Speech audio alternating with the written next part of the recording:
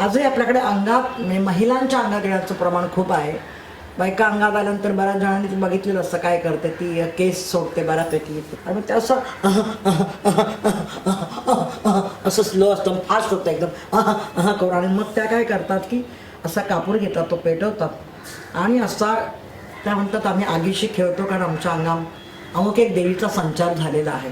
आणि असं घुमवता घुमवता हातात त्या खेळता खेळता पटकन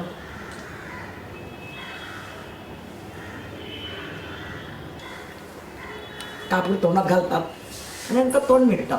कापुराच्या बाबतीत फक्त मी असा इथे कापूर ठेवला की या माझ्या हातांच्या पेशीतून निरोप माझ्या मेंदूला जाईपर्यंत मिनिमम 3 सेकंदाचा अवधी लागतो आणि त्यामुळे ते हात बदलते. परंतु ते असा दावा करते की आम्ही खेळतो आगीशी कारण माझ्या अंगात अमुक एक देवीचा संचार झालेला आहे ते. आणि मग ती पटकन असा हात बदलते आणि मग असं ती खेळते, तोंडात टाकते.